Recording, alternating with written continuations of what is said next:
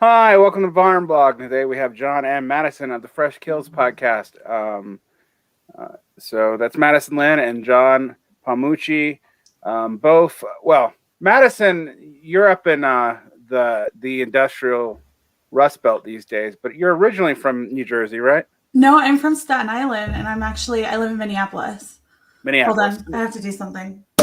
Sorry. Minneapolis still counts as the Rust Belt, but does it really? I didn't know that. Well, I mean, it's that bombed out northern Midwestern, like from St. Paul. I run it from St. Paul all the way up into PA. So, okay. But maybe I think also that definition varies by region. So, like, kind of like when I was in Georgia, everybody above North Carolina was a Yankee, and everybody west of, say, Alabama was a Yankee.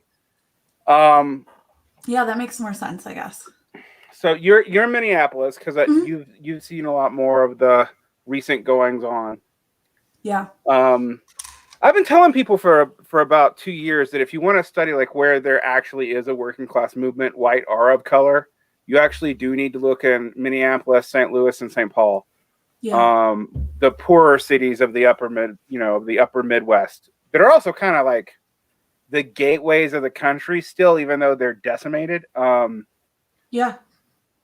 I drive between the West and the Southeast and the Northeast a lot. And every time I have to go through St. Paul, and it's just like a tiny adventure through a cool city that also happens to be in hell. Yeah. So pretty much. I mean, there is a huge, I barely go to St. Paul. It's very weird. It's very like Shelbyville and Springfield kind of thing. But like, oh my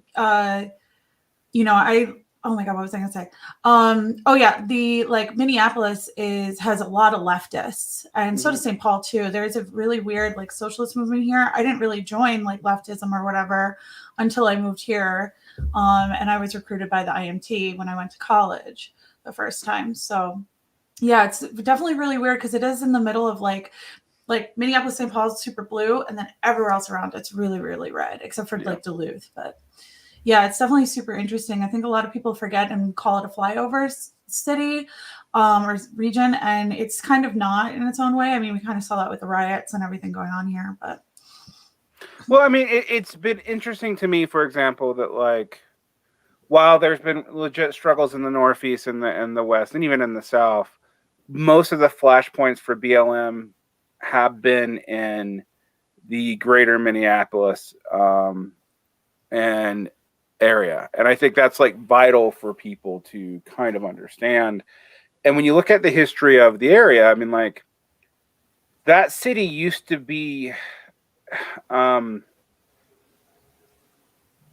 of the largest in the United States, and proportionately, I'm trying to figure out how much its population's decreased, but it's just hemorrhaged population as deindustrialization has gone through the area. So like in the first part of the 20th century, it's kind of like Detroit, but we don't talk about it like Detroit because it didn't get all the sexy news coverage in 2007, basically. Yeah. So, yeah, I mean, I agree with all that. Yeah, absolutely. But you're a Staten Island. I'm sorry I insulted you for saying you were a Jersey girl. They're the same thing, kind of, in their own weird ways. I still go tanning and I still go to the gym. The accent to me is similar. I mean, it is, yeah. And it's different from a Manhattan accent, which the only rhymes with like weirdly the accent that rhymes with that is like Ontario. So yeah, that is true. It's weird. Yeah, and even like. If you lived in New York a long time, you can even sometimes tell the difference between like Yonkers, Brooklyn, Staten Island, Jersey. There are some like slang terms that sometimes other people won't use from certain regions. That's obviously getting like harder and harder to discern as people, are amalgamating more. But growing up, I definitely remember like if someone who was from Manhattan, like my family, and they would say like Doity Doid Street. Like that's like a whole other different kind of New York accent that is really falling out of style, but it's still around in like my older Italian family for sure. But yeah, it definitely it's getting a little bit more mixed than it used to be. But Staten Island and New Jersey are so similar. All right, and John, are you New York or Jersey or both? I'm 100% unadulterated, unfiltered New Jersey. All right, as you can tell. So I want to start this off with something you weren't expecting. What is your opinion of former New Jersey poet laureate Amiri Baraka? Go. Oh, what was it? Wait, he's the one who said the thing. What did he say? Well, so, I mean, he was a black nationalist, right? He was a black nationalist turned Marxist turned black nationalist. What is it? His son is the mayor of Newark now. Yes, his son is the mayor of New York. He is kind of the black Buttigieg. I hate to say it like that, but like in the tradition of having a radical father and you're kind of a center left milquetoast mayor. Right. It's a very similar pattern. But yeah, Baraka lost his. Okay, this is ancient history, but his poet laureate status of New Jersey because of some controversial statements implying that Israel did 9/11 in a poem. That was it. You know what? I always confuse him and who was it? Was it Ward Churchill who said like little Eichmanns or whatever? So I always think I know there's like the 9/11 thing, but I couldn't remember exactly what it was. But yeah, I do remember that.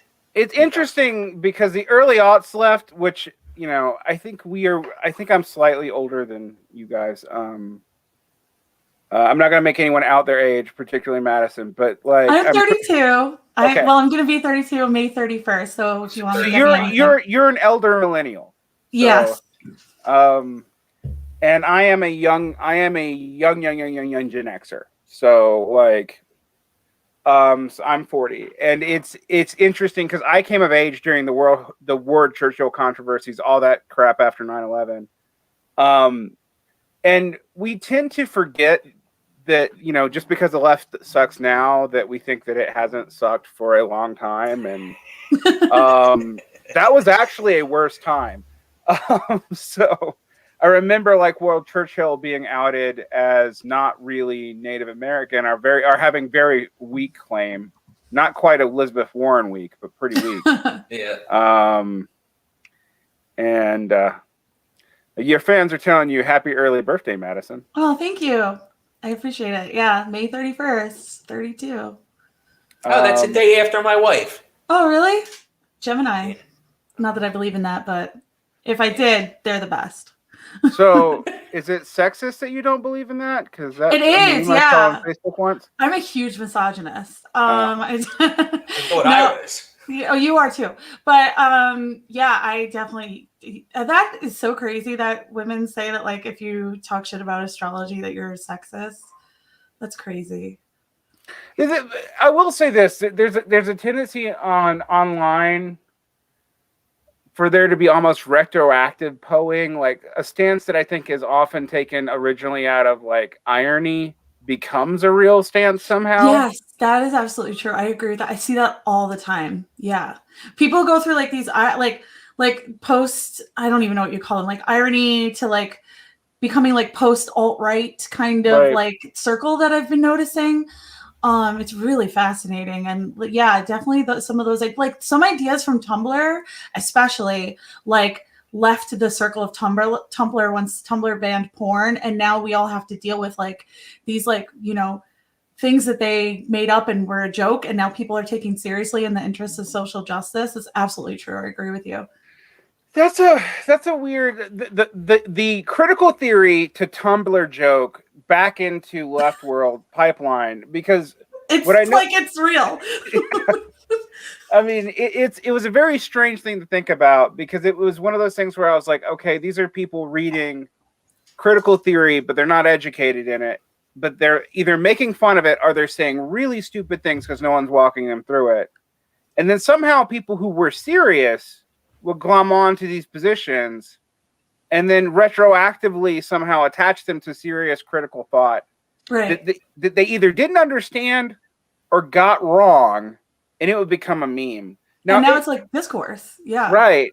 And I tend to think that's an internet only phenomenon, but I will say, having dealt with leftist in person here in Salt Lake, that's not truly just internet only anymore. No. This stuff bleeds out into the real world. I mean, like I talked about a little bit on our last podcast, but plug. But a couple of real life friends actually kind of got mad at me because I don't really believe in cultural appropriation, and that was just a small thing onto a list of other like political disagreements we had. Like I had said, like classes is more important. You know, like I'm not like necessarily a class reductionist. However, you know, I maybe had said some things that they disagreed with. They also all voted for Biden, and you know, these are definitely my more liberal friends.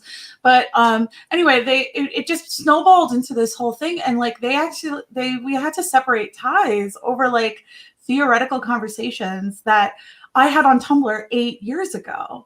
And I'm like, I can't believe that now this is my life and I have to deal with these things like in like my normal interaction. Like these are friends that I worked with and like bartended with for years and was like in the trenches of like the worst service industry job I ever had, you know, and now I have to like hear them complain about cultural appropriation in like, we're sitting around a bonfire. It's like, that's the last place I want to fucking talk about this.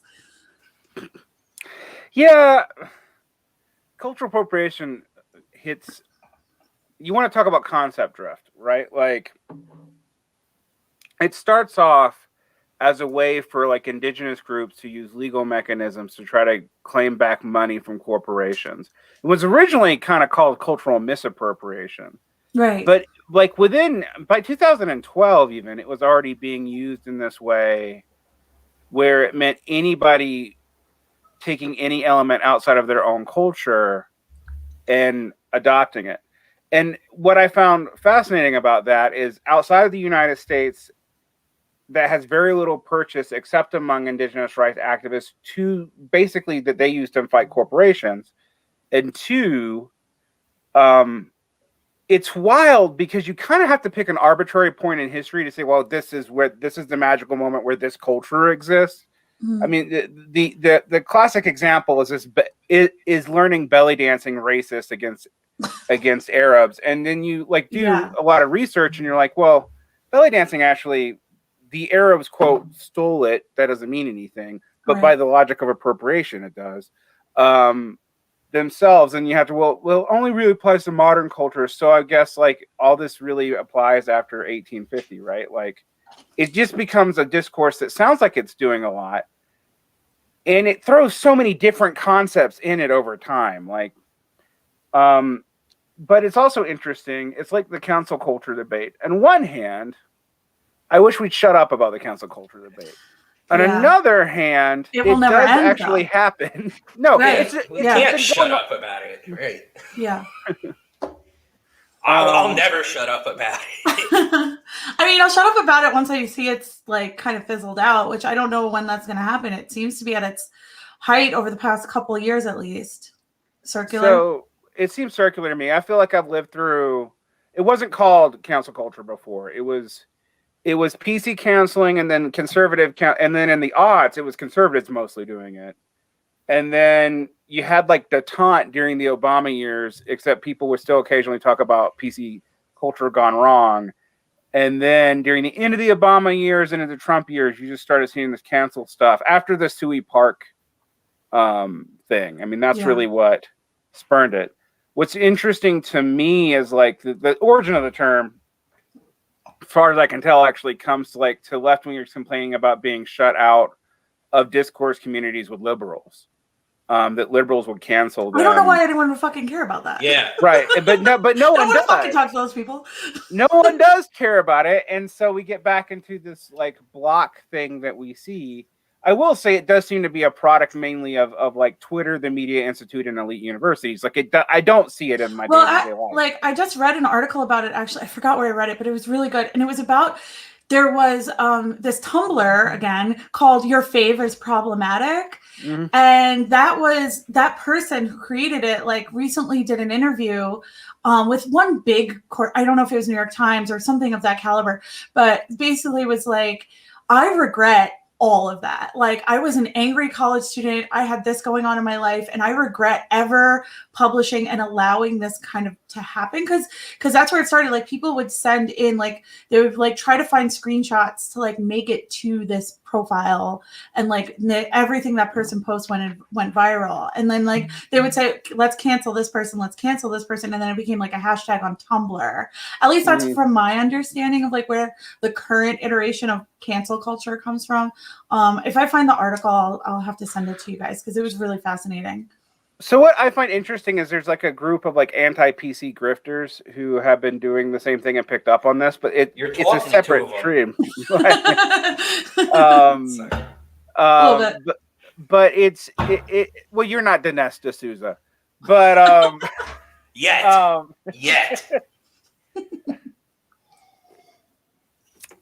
So it's been interesting to see it develop into the sense that there's like this open denial that this ever happens, and yet people who have lost careers over it, and yet there's also times where I'm like I'll give you an example: the great free speech council culture debate last summer after the fizzling of the first round of the BLM riots, insurrections, etc.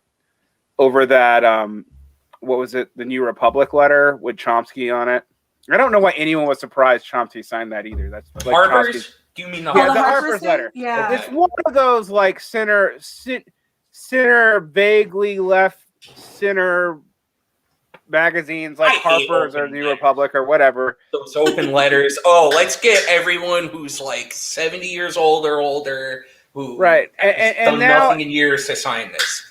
Right, and now we're gonna have all the younger editorial staff complain about it and whatever. I mean, it what seemed to me is like we're focusing on this because we just ran out of steam on the real issues. Like they weren't able to get BLM to pivot.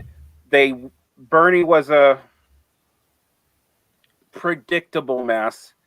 Bernie was bad this time. Well, I mean, yeah.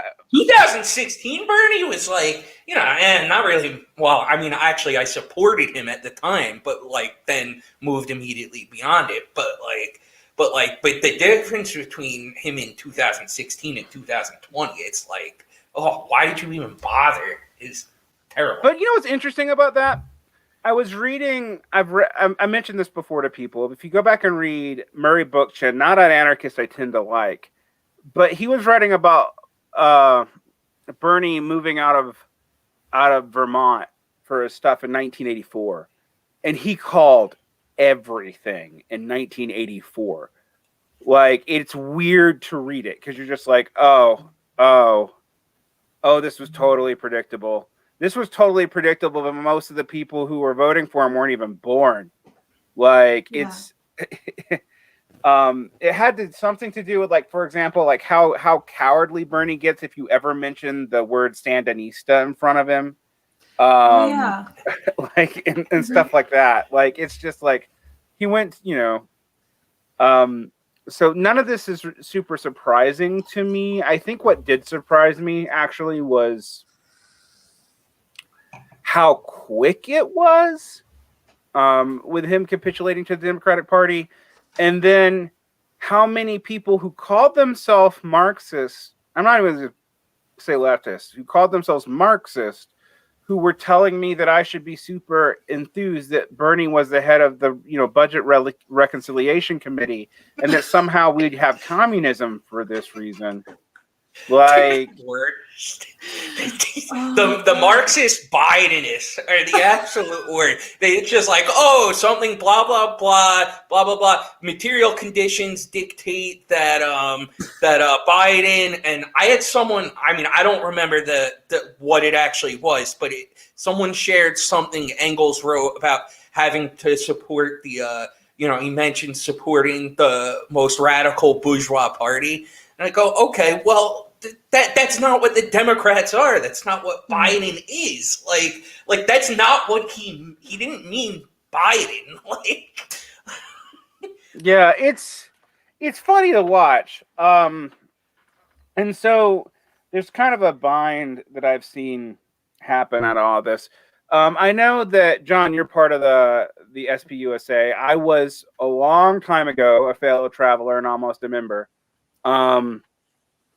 I now live in Utah where McNally's Splinter Corps is, so there's no way there is not much of a representative of the SPUSA here. There's like one dude who goes out and passes around seeds every now and then. Which is insulting, but I really don't mean it to be. It's just that when David McNally left the Socialist Party, he took the Utah branches with him and created the Wasatch Valley Socialists, or the Wasatch Socialists, who are somewhere between the SPUSA and the DSA, which means they make no sense. Yeah. And they're a regional party. So I wanted to talk to you about the weird history of that, because in some ways the DSA and the SPUSA are the rival claimants to the legacy of the SPA after Shachtman and Harrington together killed it. I mean, if we're talking about who's claiming the legacy of Shachtman and Harrington, DSA can have it. Right. Let them but it's the fact that Shachtman and Harrington were Shachtman was de facto in charge of the SPA by the late 60s, that you have to deal with. There's kind of a legitimacy to the claim. But it is interesting to me, because what I would find is when I was a fellow traveler to the SPUSA, the only reason I wasn't in it is I was out of country, so I couldn't join a local branch. Right. We had a kind of radical caucus, a coalition actually of non-dissent Trotsyn Maoists, which was that in and of itself is strange. But we were fighting like McNally's like super centrist SPUSA.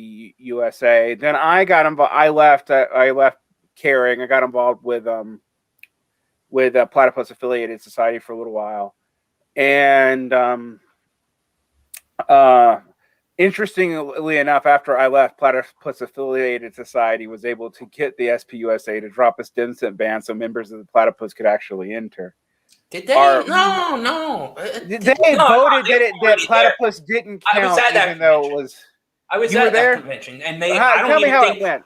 Yeah, they weren't the ones that introduced that. I don't know. I don't remember how anyone voted, or if that was. I remember when Charlie Arp actually told me that, like, the crisis in Chicago was trying to let Platypus in, and I told them. Oh yeah, locally there, that was a whole different thing. Like, they couldn't stand them, and I mean, I don't know. I like a lot of the Plats, so I don't like it's.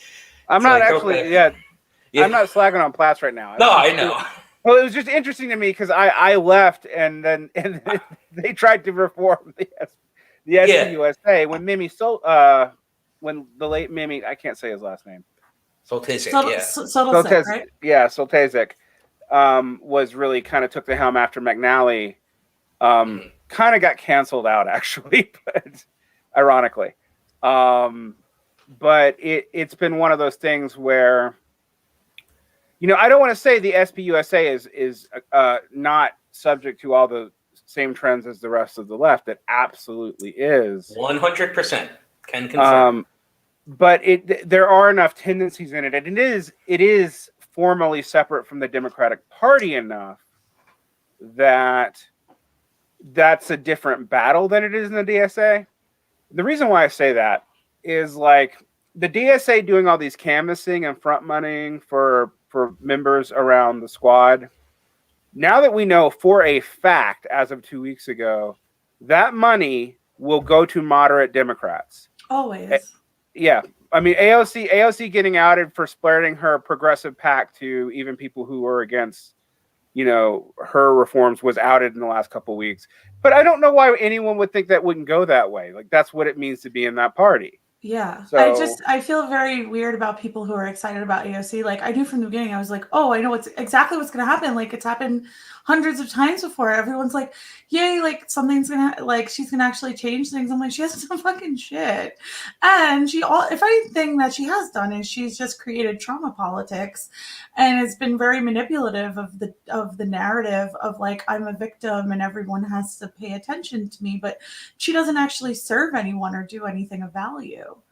It's so weird. Yeah, like I like those like I mean, if you go on Twitter, which like, you know, I mean, with our podcast now, it's like I have to, and I have like a semi decent followership, I guess, you know, like I'm like, okay, I want to promote our pod and everything, so I'm on there all the time. It's just like, you know what? Like, I like these forced to vote people who are also terrible, but I like them more than like the AOC Rose emoji stands who are just like, you can't criticize her at all. And it's actually like fairly like smart people, or people who I used to think were fairly smart people, just totally transparent, like just like groveling, and I don't know, you know, it constantly makes me lose my train of thought when I'm just getting frothed up here. That's what I do. And then I say it's so frustrating. If you listen to any of our podcasts, I'll say I'm so frustrated, or it's so frustrating, like 8 times an episode. I hate it when someone makes Jimmy Dore look good, but Jimmy Dore looks good on these issues. Like, like they're all complaining about Brianna. What is it, Brianna Joy Gray or Gray Joy? Whatever.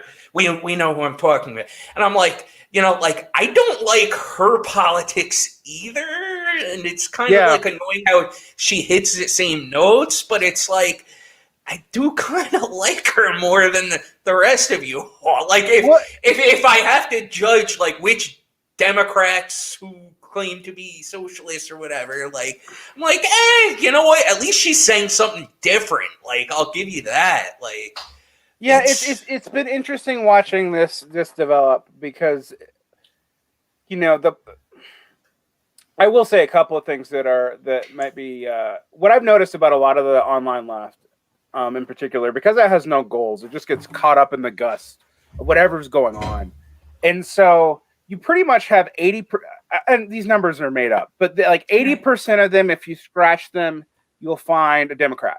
Really, at the end of the day, you're going to find a Democrat. Even people that I thought were at least like in the perpetual dissident angry ring of that, like, I don't know, Doug Henwood, have surprised me at how much they've capitulated. Oh yeah, for sure. Like Henwood singing Biden praise like blew my mind. I was like, you know what I'm going to say real quick about Biden is, like, I don't know if it's the media I follow or what, but I haven't seen one story of anything he's done this whole presidency. It just seems like flower for he picked one. Oh, that's the one thing I saw he did. Sorry. Yeah, he picked a flower for Joe Biden. But, like, I mean, you can tell that the media, like, the instant Biden won, they just, like, totally shifted 100% to anything else. The Washington Post is no longer doing a presidential fact check now, as of last week. Of course. Like, you don't have to. Trump's gone. Yeah, but it's just so fast. Well, I mean, if anything, we need it now more, because, like, everyone knew Trump was full of shit, but now Biden, I mean, everyone should know Biden is. He's a perpetual plagiarist, for one thing. Like, I've known about him since I was a kid, and I remember like the 80s plagiarism scandals where he was stealing like JFK and Robert Kennedy speeches, and like it's just, of course. And his other Catholic buddies, right? Yeah, I mean, steal like a labor, like some, not like super leftist, but didn't he steal like a labor? He stole a lot of stuff. I mean, that's like, and interestingly, I saw Joe Biden speak here in Salt Lake, like not during the presidential campaign. Actually, it was like 2017, and what the whole speech was about, like reaching out to the Strom Thurmonds of the world, and like how we should understand that Strom Thurmond was a human too. And like, okay, to a certain level, I get it, but I was like, this is a weird time to think that's going to be an effective strategy with politicians. It might work with people that you know in real life and you have a relationship with. But it's not going to work between like these weird politicians. They have completely like strange agendas, and it's been interesting to watch. So you guys are going to get canceled probably. Oh, I'm so excited. We've already established that. And you guys are probably going to get censured from from your socialist organizations.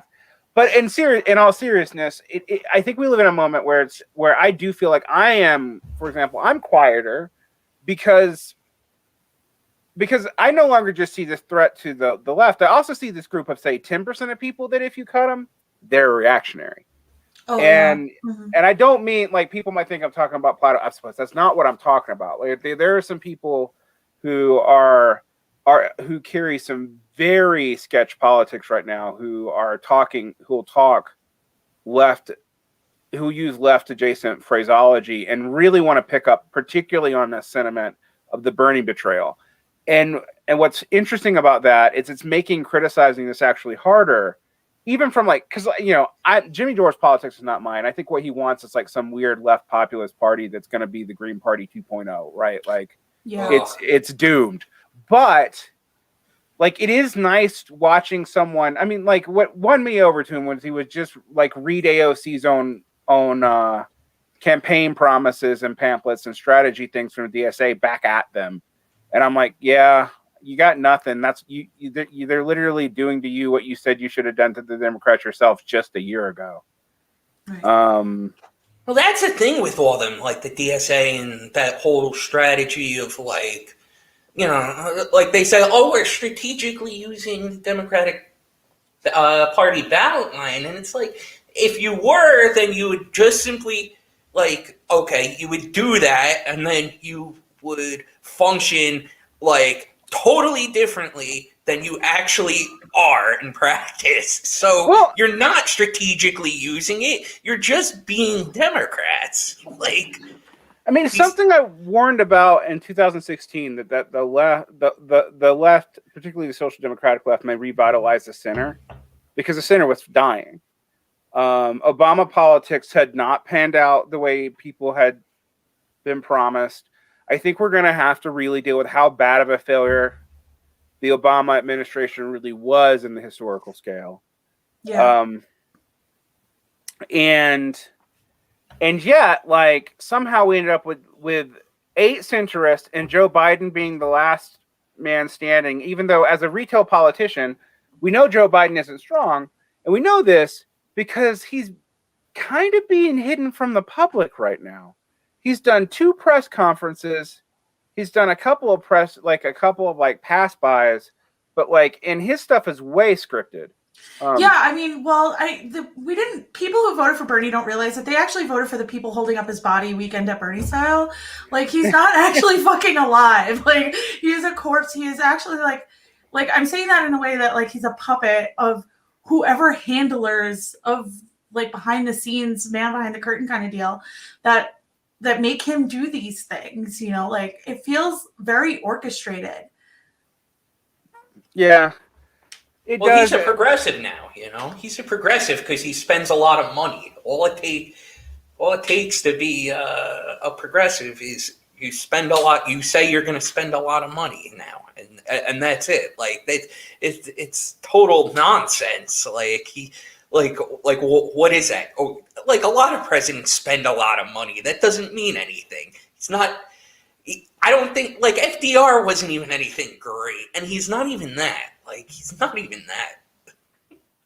I don't know. Yeah. Yeah, it's something to find people's focus on character kind of pointless, to be honest. How many people criticize AOC for instance support Lenin, who would have canceled him?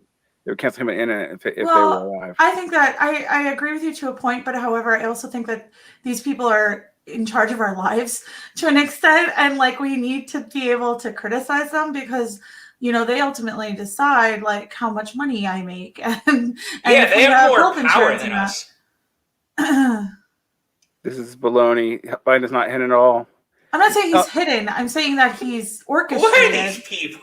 I'm not saying he's hidden. There's a difference. There's a difference between handled and, like, I mean. Well, I'm saying he's pretty hidden. He's done less press junkets than almost any president in the last. He's definitely being 3 cycles, and his statements are very, very, very, very, very controlled. He's awful. You could talk about his policy being continualization of neoconservatism. I actually think, however, that would also be wrong because the material limits on what these presidents can do have changed drastically. No one is starting any wars with Russia and China being able to do proxy counterforce. So, like, you're not going to see that same shit in the same way. What you are going to see, though, is a ramp up of a progressive version of the same anti-China rhetoric you saw under Trump. It's just going to be framed in a progressive, like, weird neo-Fordist framework that they're not even going to deliver on. Because there's all these talk of, like, well, we can provide better free education and more, so more people can have associate's degrees. Yeah, what's that gonna do? I got my associate's degree. I work at a fucking restaurant. Like, I mean, all this stuff is like there's a real crisis going on in the United States, and you know, a lot of this stuff is sort of like dressing on the cake of empire. I also think, however, there are these other people who think everything's going to collapse tomorrow, and that's also, I think, not on the table. I mean, if anything was going to do it, that would have been last year. And yeah, I mean, I held out a lot of hope for what happened in Minneapolis. Like, I was really excited for like a potential like catalyst, like a lighting of a spark. And then I saw like 2 months later, it was like, here's another $6 million for Minneapolis Police Department. I was like, okay, I guess we'll all just go fuck ourselves. Like, all that was for nothing. And this person is apparently a social democrat. So who's standing? I just don't understand. Who's standing? Like, who's brought up Lenin? I kind of like Lenin. I think he was a good thinker, but like, I love Lenin, but none of us stand him. Like, none of us brought him up. Like, hating on AOC for playing. AOC plays politics. Stand and purge people because purging gets shit done. DSA in the comments. Like, what is that? We talk shit about the DSA polycule. Now they're following us everywhere. Standing Lenin. Yeah, I mean, Lenin is preferable to AOC. I mean, so is Norman Thomas. Like it's a low bar. Come on. Where did poor Lenin come into this? Pangloss, look a few comments above yours from the just gibberish name. Yeah, it's so. I mean, like, one. There's two distortions going on here. Twitter discourse doesn't really matter. Two, right? It doesn't. You know, I think there's a range of spectrum on opinions about Lenin here. But what I will say, like unequivocally, is the moral imperatives that Lenin was facing under the Russian Civil War are nothing like saying that Nancy Pelosi is the most progressive person that could be the Speaker of the House. And what I'll actually say this, AOC is right about that. That of the options that were available, Nancy Pelosi is the most progressive person who could have feasibly won the Speaker of the House, which tells you that strategy is stupid. Right. Like, so, you know, you can say you know nothing about politics, Varn, and I could say, like, yeah, well, you know, I only went through the Egyptian counter-revolution and a bunch of other things. You can come at me when you want to, but it's like comparing apples and drawings of kumquats. Like, it's not even the same thing. I mean, that's what Pangloss just said. He just said it's such a different conversation. It is. It's weird to draw that comparison even. Right. So, you know, what I will say though is, like, the question is, what I used to ask this to Michael Brooks. Michael Brooks and I were friends, and did you read that comment? I'm sorry, but gibberish, man, that's absurd. That's an absurd comment. We are. AOC's not trying to get power or do anything. She's trying to look good on the cover of Vogue. Are you fucking kidding me? Let's actually talk about. I think she wants power. Like, if she wants power to just be she's not going to get it. She can be a congressperson for a long time, and I don't think she's going beyond that. But you can be a powerful congressperson. Well, I will tell you what AOC's model actually probably really is. It probably really is Nancy Pelosi from the 80s, because Nancy Pelosi was a leader of the Progressive Caucus. She was. I mean, people forget this, but as an Italian American, she was not quite not a person of color in 1981. Well, I'm sorry. Didn't she marry somebody whose last name was Pelosi and she's actually Irish? Well, probably. I don't remember. But as an Irish and an Italian, it counts. Okay, right. Yeah, it counts. I mean, what I'm saying is like that's a career trajectory where there was, she was really able to build her California power base off of the Rainbow Coalition, which had real Marxists in it. I mean, people forget this, but Jesse Jackson had actual Marxists supporting his campaign. Actual Marxists, but like people who really did think they were Marxists. And that's where that power base was built. It's not new. It just happened so long ago to most millennials that it might as well be ancient history. You don't know it. So when people criticize this as a failed strategy that's been tried 3 different times in the last half century, you get mad when people point out it has never, ever worked. And in fact, has tended to make things more right-wing over time. Yeah, absolutely. I agree with that. I mean, that's kind of like what happened with Obama and then Trump, right? It's this pendulum and it swings. Right. I mean, I think about Harrington's first big break, like outside of after the end of the SPA, was to build up a coalition of left populist for McGovern. Like, I don't know. That seems no different. And he was using the SDS, the Students for a Democratic Society. All this stuff so thoroughly rhymes with what the DSA is doing, but it's all at a smaller scale with the DSA. And like the DSA people don't even know it's at a smaller scale. That's another thing. It's funny you should mention that. I was recently reading it was the debate Harrington did with Peter Cameo way back when. I guess that was when Carter was running, and I'm reading it, and I'm just like, oh wow, he was saying everything back then that I have to hear from like 90% of the people I know now. Like, at least back then he had, I guess he was newer at it, right? Like, these were new now arguments. There's no excuse.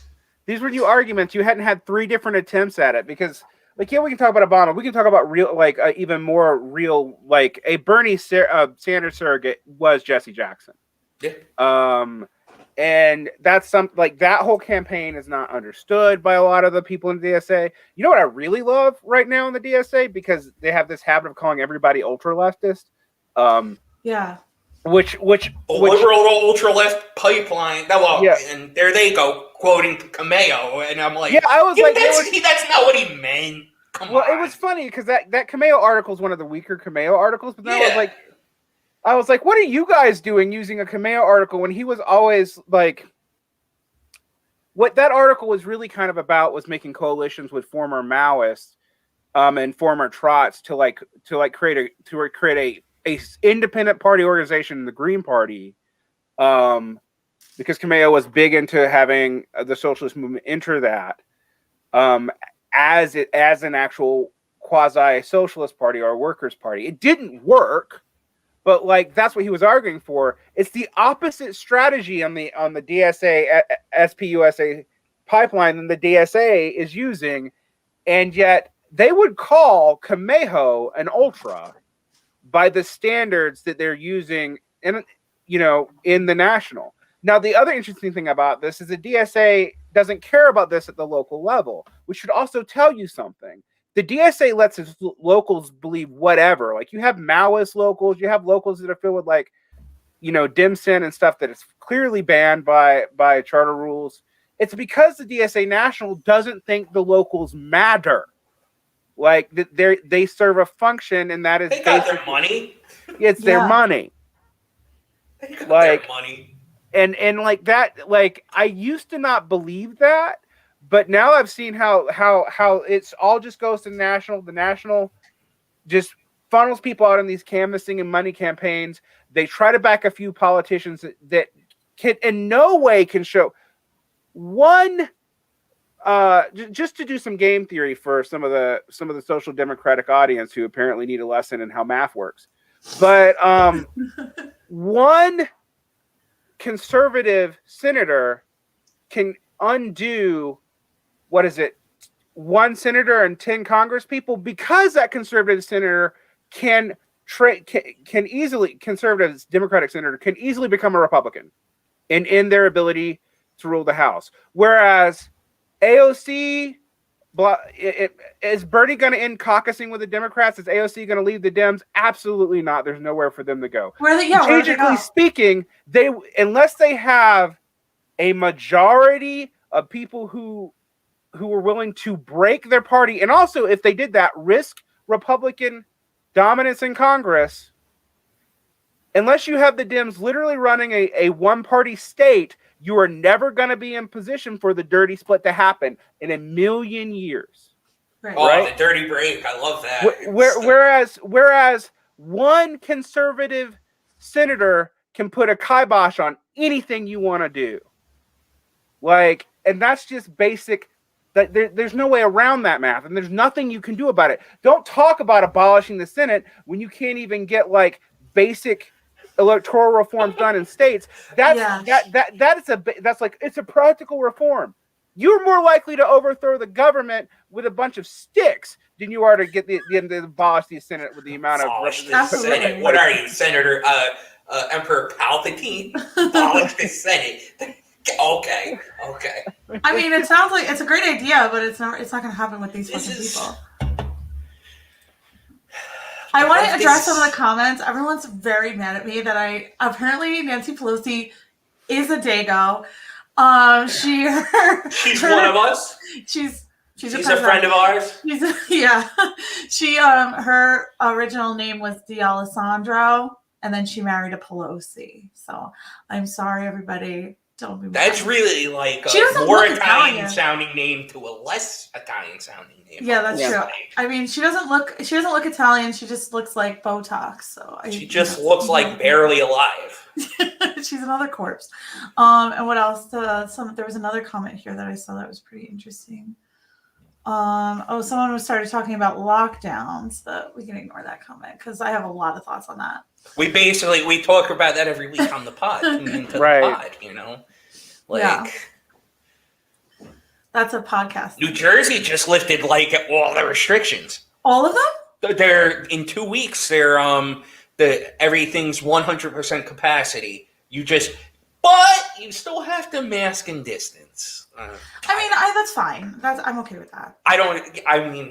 It's fine. I mean, that's better than nothing. I don't know. It means I get to have the wedding I had to cancel last year. Yay. So that's like a plus, you know?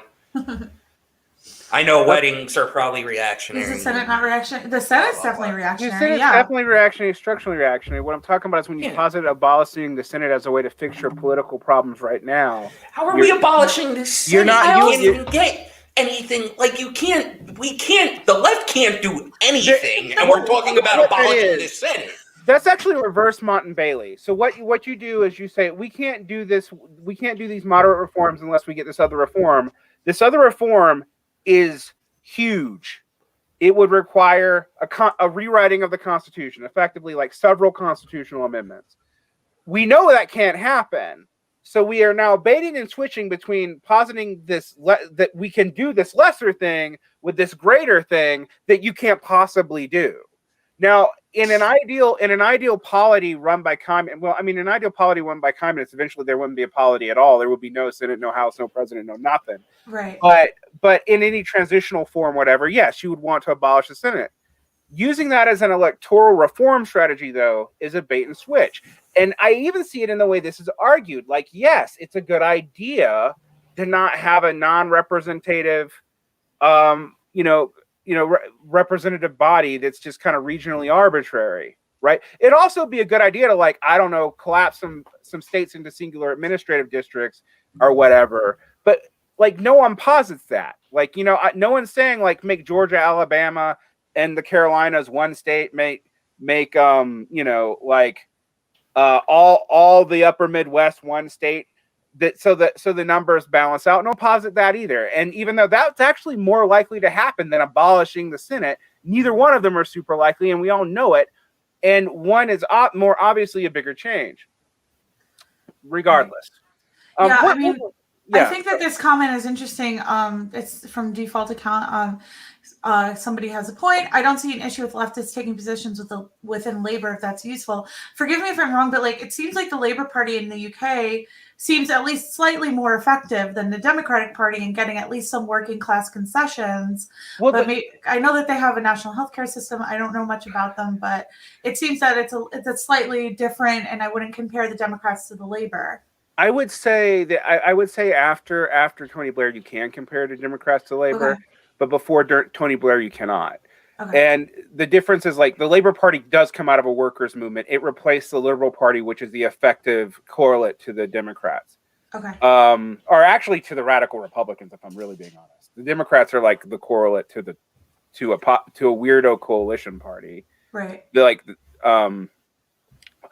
what I will say, what I will say about that, there's still some history of the unions. Unfortunately, even over Corbyn, though, if you look at the voting statistics, the voting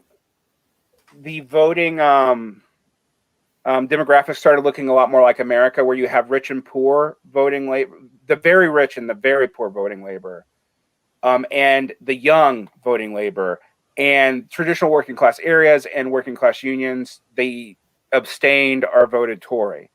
Probably actually more than our working class votes Republican. Our working class just mostly abstains. Interesting. And so like those trends have started with Blair. They continued under Corbyn, which is not to blame Corbyn. It's just that there's something has changed in the UK. But what I will say you're totally right on is Labour started out as a workers' party. It came out of a coalition of unions. And thus like has a completely different history than the Democrats. There's not a 1-to-1 parallel. Yeah. The Democrats are a party of planters and random. I mean, it's just been the Democrats have never had an ideology. They're always like cuddling together one in response to what the true bourgeois party in America does, which is the Republicans. Yes. Yeah, I agree with that. Okay. Good to know. So yeah. So let's talk about stuff that let's get off the commentariat for a while and talk about other stuff that you guys care about, which is defending the working class culture of New Jersey and New York, and it's Italian American Goombaism, and maybe making a progressive argument for the defense of Snooki. I have that. So I know that well-behaved women seldom make history, and Snooki is the epitome of that.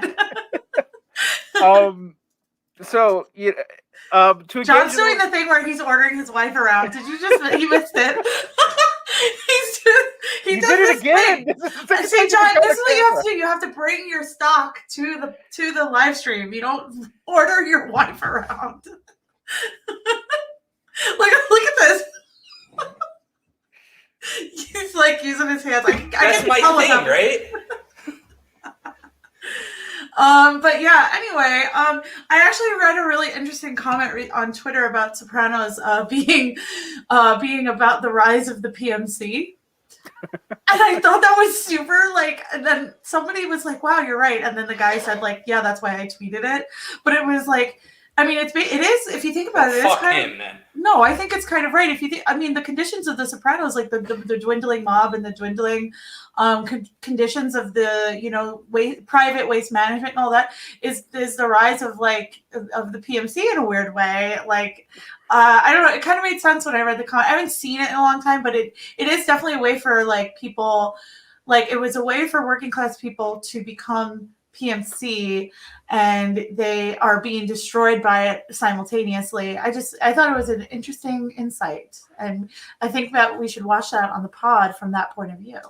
I would say I will tell you I don't really believe in the PMC thesis, but I don't really either. But I think maybe petit bourgeois or But what I think is there's real stuff going on that I think Sopranos and The Wire surprisingly, the last two, the beginnings of prestige television were actually documenting real things going on in working class America. Whereas what I see now, even when it claims to be about working class America, seems to be totally divorced from it.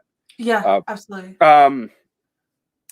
And the Soprano took it from the side of the mob. The Wire took it from the side of police and unorganized crime, but also dealt with like the weird intersections of the mob and the Longshoremen's Union. Why that would have ever happened? Like it wasn't like neither side actually intended for that entirely, and being very realistic about it. And what I find now, I don't find that I see a lot of working class culture portrayed in television right now, which is interesting to me, given how much we supposedly have moved to.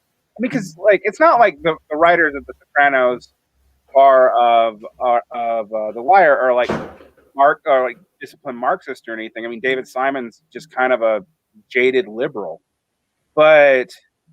Yeah, I think David Chase is actually like the more well-read and well-rounded one, and like I wouldn't say he's a Marxist by any stretch, but I would say of those two, he's probably read Marx. Like there's enough left-wing references in there, and right-wing references for that matter. Like he's definitely read a bunch of philosophy and all that. Like it's actually since getting into like all of this stuff, right? Like I mean, I was watching that show back when it was on the air, and since getting into all this political stuff, it's like you notice things that I totally went over my head when like there's a joke about Marshall McLuhan, like there's a guy reading what is it I think it's a Nozick book, like Anarchy, State, Utopia, whatever. Like the AJ in one episode's reading Howard Zinn. Like there's a whole bunch of stuff that like yeah. So I would say Chase is probably has more of that like worldly kind of like philosophical background, which is why I think The Sopranos is better than The Wire. Sorry, everyone. It's no ethnic chauvinism on your part. Oh, I'm very ethnic chauvinist. Yes. See, this is what we're in the great I'm not sorry communist future. This is what we're gonna have to do. Is we're gonna have to deal with the Goomba contingency getting all weirdly nationalistic. I'm okay with that. Our people were persecuted. You eat your pizza, but you don't respect us. I won't tell you my opinions on pizza. I hope it's not Salt Lake City has the best pizza in the country. God, no. All right. I actually prefer Chicago style casserole, but I also don't think it's pizza. So. Well, yeah, I could agree with that. I mean, I like it like I like garlic rolls. You know, it's like garlic bread, right? Like it's bread. If my favorite pizza is not New York, it's Neapolitan. So in actual pizza terms. So yeah, I think I'd go for the old school. I like it, basil mozzarella fish. So I agree. I mean, yeah, I love all those things. But so let's talk about this though. One of the things that I would say about the left is there's a lot of working class kitsch amongst the DSA left. By that I mean, like, when I say kitsch, I mean there's a lot of like romanticization of unions and this, that, and the other. But you definitely, when you talk to them and see the way they portray it, they've never been in one, and they don't really know what it's like. What do you think? And by working class, I mean culturally working class here. I'm not being a strict Marxist in my terminology before people start yelling at me in the comments. Yeah. I mean, technically, yes, I think a lot more than what we call working class is actually working class. But there has been sort of a cultural dearth. Someone mentioned True Detective season 2, and I would say I would agree with you. There was actually a good portrayal of working class life in America. It was also the one that the critics panned and almost killed the show. So, I liked season 2. I did. Yeah, I like season 2. Since you guys talk about culture, I will. I thought True Detective season 1, the first 3/4 of that show was one of the best TV shows, and the last 3 episodes of season 1 were a cop out and offense against the show. So I think I would agree with that. I like season 2 a lot as well. I mean, I think that was it a good like first part of season 1? No, but it was a good TV. Yes. Is it better than a lot of shit on TV? Of course, season 2 was great. You know, it's like I mean, have you watched fucking anything on primetime? It's awful. But season 2 True Detective was great, and I agree with the comment that said that it is an accurate depiction of working class for sure. Yeah, and also of like corrupt city government politics. I mean, this is another thing that when people yell about the political culture. When I've talked to people about like building local coalitions and dealing with local governments, I'm also like, do you know what local governmental corruption looks like, and how do you handle that? Because in the world that I see portrayed in like socialist magazines and on socialist Twitter or whatever, none of that stuff is talked about. Now, like me as a person who doesn't think you can reform this would not go about that. But I think if you're going to talk about reform in this way, you have to admit like how broken, corrupt so many of these local governments are, and how hard that is to deal with, because they're also trying to like keep their cities alive and enter competition under capital. And there's not an easy way to do that, particularly in places that are not hyper educated. Not, and I feel like everyone that I talk to assumes that most of the United States is somehow Greenpoint. Yeah. So, I mean, Staten Island was immensely corrupt growing up. The local politics and like the borough president, and what was that guy's fucking name? I don't know if you remember. Oh my God, he was like really good looking and he had like blue eyes, but he went to jail. And he was on Staten Island. He was a Staten Island borough president or something like that, I believe. But, the local politic corruption, especially in like, the tri-state area and also Chicago, Detroit. I'm not really sure about Minneapolis. I don't hear much about it other than the right wing kind of like reactionary Ilhan Omar steals money from, I don't know, whoever she's stealing it from this week. But yeah, I mean, the like one member of the squad I can kind of not hate. But yeah, I don't mind her so much. Her daughter is like pretty fucking funny. But the corruption in the tri-state area is insane. And obviously Chicago, I mean, almost all their top politicians have been in jail at some point or something crazy. Yeah. Because local governments in check, here come the U.S. Marshals Special Operation. Well, yes, that is what happens. Think move being blown. Bring them on. That's what I say. Bring them on. Yeah, no, I actually read a story yesterday about the mayor of the town I grew up in, I lived in for 30 some odd years. And it was something where like he was going at it with like a volunteer fireman, and he told the volunteer fireman to get out of the firehouse. He's like, but I'm a fireman. And the mayor was like, I don't care. This is mine. He's like, the firehouse is yours? The mayor goes, it's my town. It's all mine. And I'm like, what? I mean, we're not a small town. We're like it's the fourth largest municipality in Woodbridge. So the guy is like a powerful guy, but he's really let it get to his head over his 15 years as mayor. So yeah, a lot of local, a lot of that local power corruption type stuff. Sure. Jersey is basically feudalism. That recent comment is so good. I'll flash that for the people. That's great. We can blame that on the Sicilian influence. Is that what we're going to do? No. I can't cop to that. I'm from the boot. Oh, I'm from the island, so both islands. And I'm not Italian. So I'm from the other islands and also from Eastern Europe. So I have a touch of Eastern European in me. Well, I mean, if you're proper Italian, you have to. Right. But it's also like my heritage is Welsh, Irish, Scottish, and then French, Bulgarian, Jews. So like so white. Yeah, so white. But not WASP, which is important in my anti-Protestant coalition. no prots allowed. So,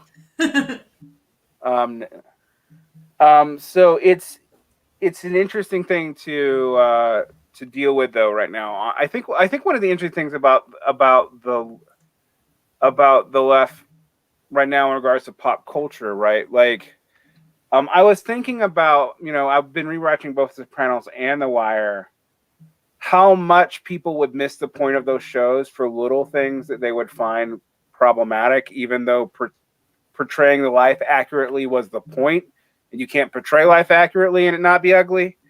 I see this with The Sopranos all the time. I mean, I retweeted. And I'm like, oh God! I was just talking to my friend about this. We're both in this. I make Sopranos memes. I make socialist Sopranos memes. I'm that guy on Facebook. If you follow that, but I'm in a group that makes like a Sopranos shit. Are you talking about Sopranos duck posting? Yes, I am. I love that and they're like, honestly, I skip the Melfi scenes because Tony's very unhealthy and he's very problematic. I'm like, yeah, that's why he's in therapy. Like he's a sociopath. Of course, problematic sociopath. Like I'm like, you're missing the point of the show. The point is not Tony is a good person and Tony's bad. It's not that Tony is like very politically correct and he's trying to unlearn and self-crit. That's not the point of the show. Like, I just don't understand. We talked about this on the latest episode of the pod. Towards the end, like, we finally said we have to start bringing the Sopranos into it, and I mentioned like how like no one just seems to like get that point. Like that's not what the show is. Like it's this thing that understands that, and because the audience doesn't understand it, like as the show progresses, season throughout season, you see David Chase obviously grows more contemptuous with the audience, where like by the end of the show, by the end of the series, like the last few episodes, he's so on the nose with like how much he hates you. Like he's so on the nose with it. Like, yeah, David Chase reminds me of Scorsese in that way, where Scorsese was always making these movies trying to make its protagonist show how awful they are, and everyone just ends up walking away with the protagonist as cool. Like, how do you not trust David Chase? Literally done nothing wrong. Even the Rockford Files was great.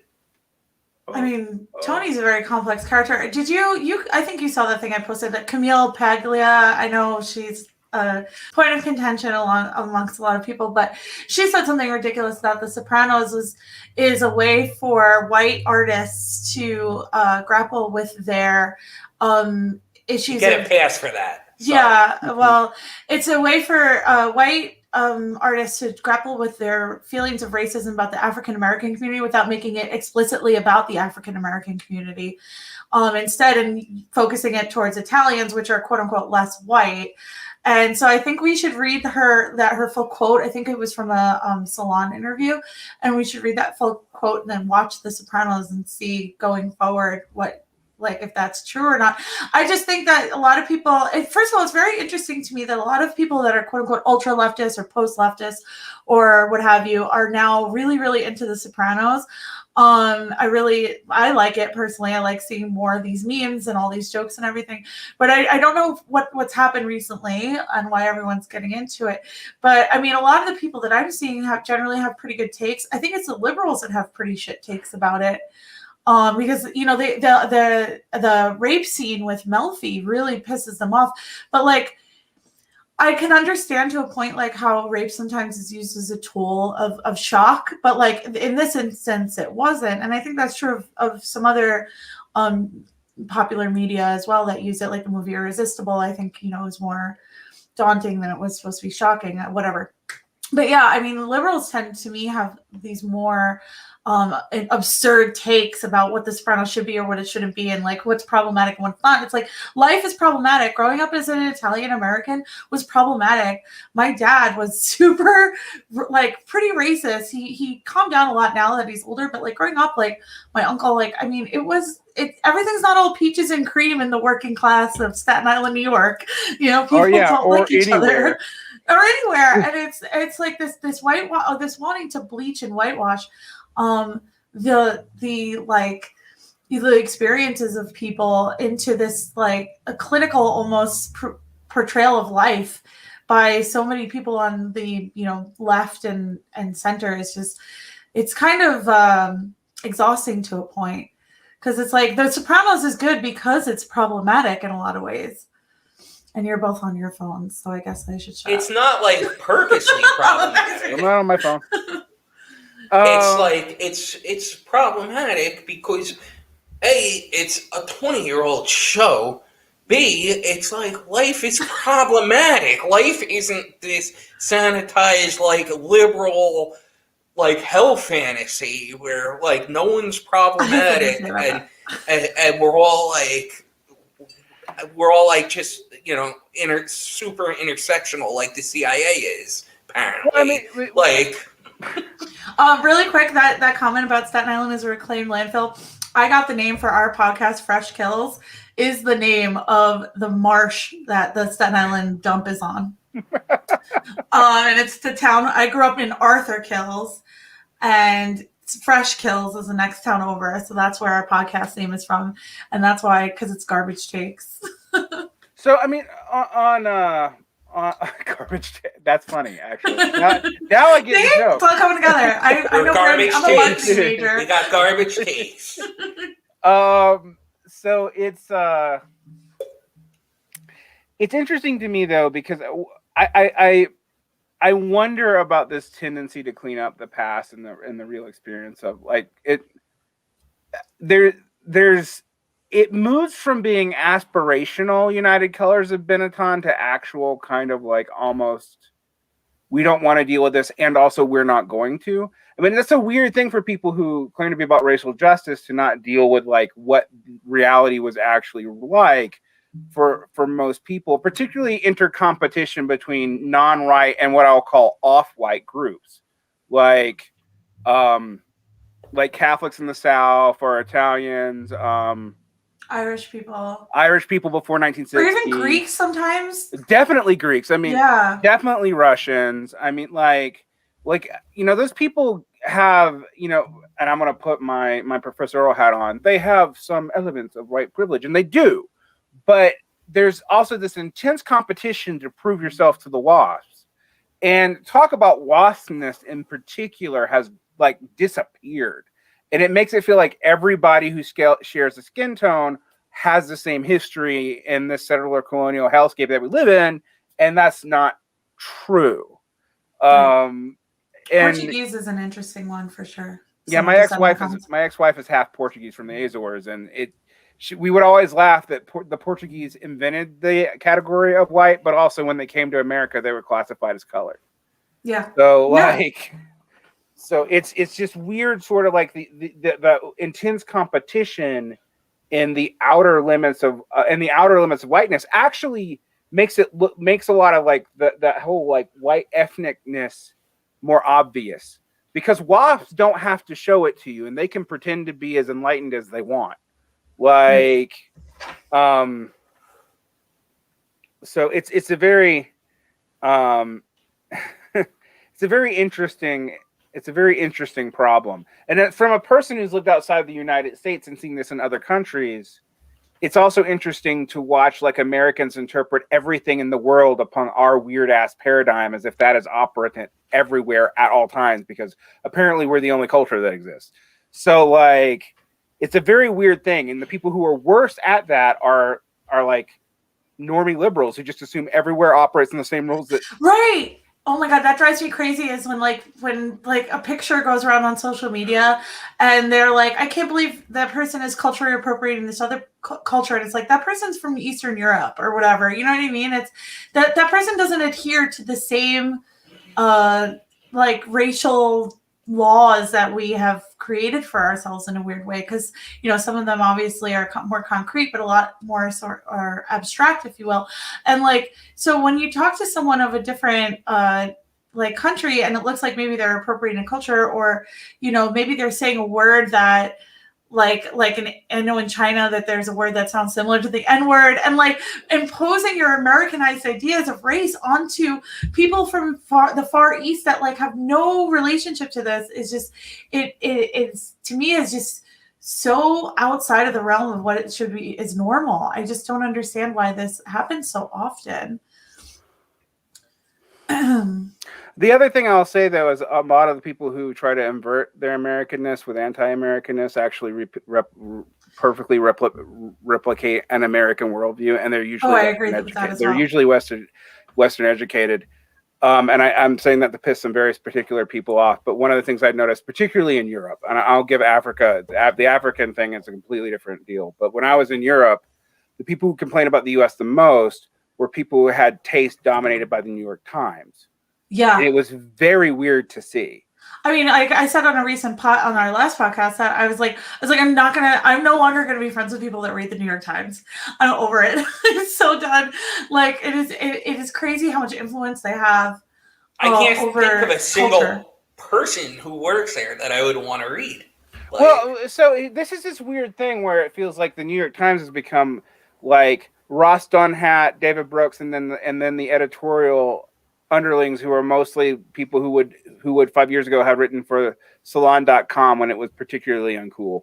Like it's a weird milieu where you have like a few conservatives, and then you have, and actually to tell this back around about one of the things I find interesting about cancel culture. Canceling doesn't work on actual right-wingers.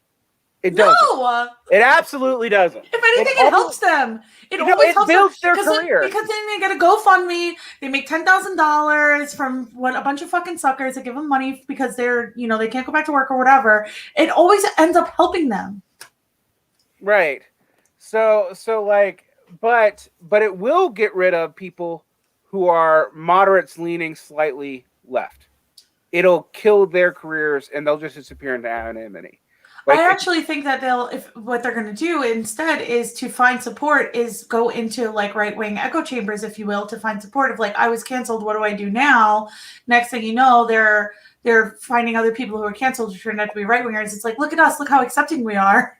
Because now we've all been canceled. Come to our side. And I've seen that happen, like where people have been canceled and they're like, well, the only people that will allow me around them are these right-wing people. Yeah, it someone's like it works mostly on women and LGBT especially. Yeah, it actually does. Like canceling will work on people who have either less sympathetic opinions or who have social weaknesses that you can hit up on. And honestly, it also pushes a lot of those people to the right. Whitaker Chambers was a closet homosexual. I'm just going to point that out to people. You want to talk about the first instance of this,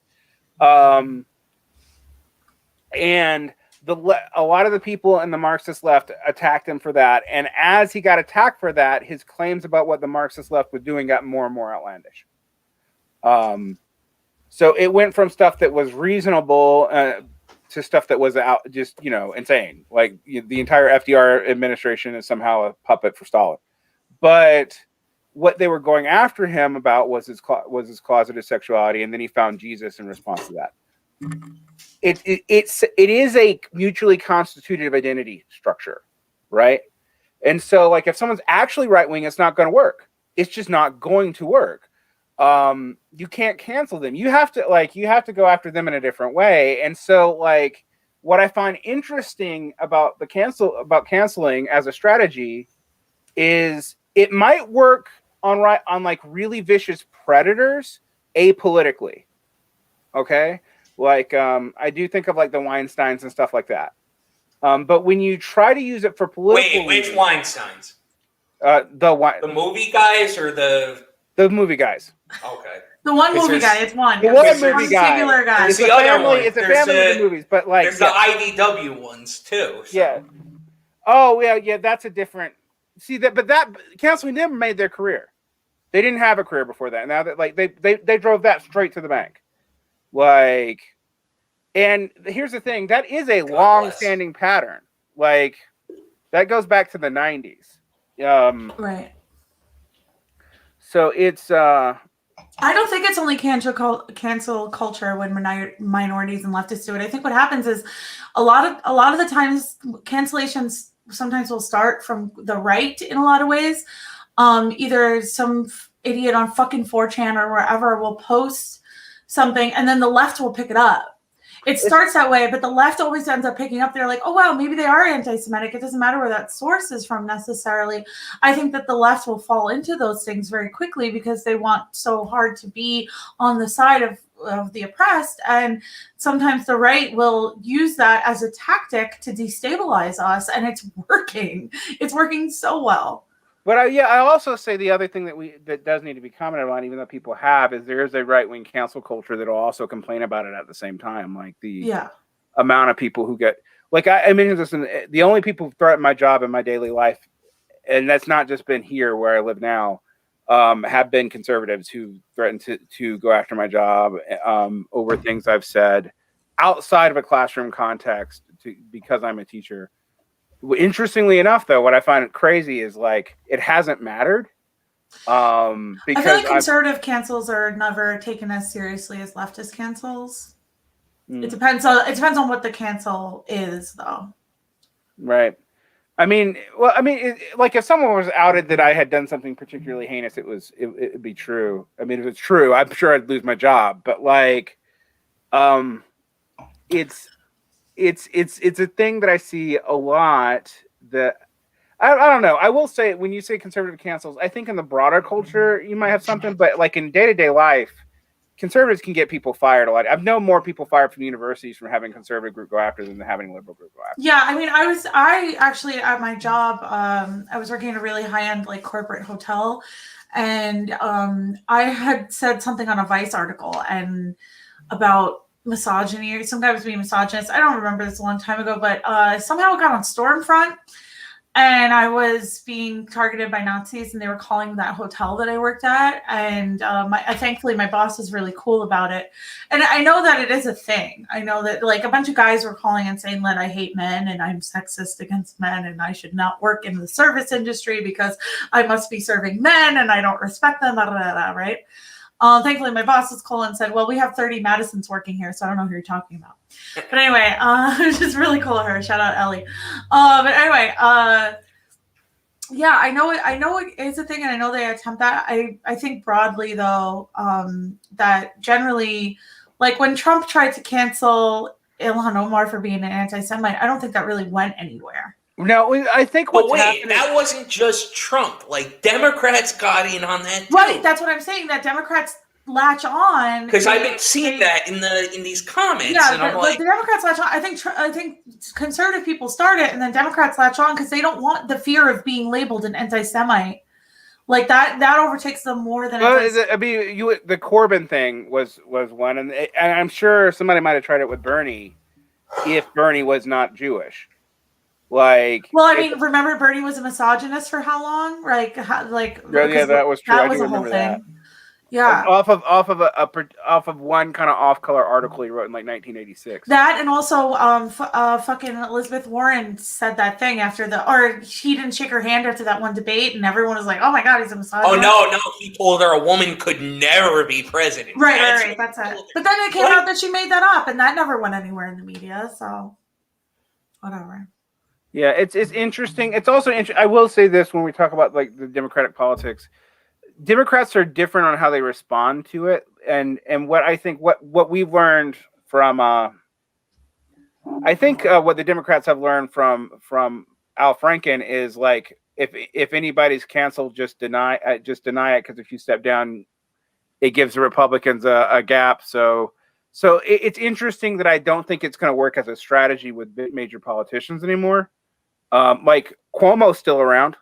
And yeah, and like he literally fucking murdered people.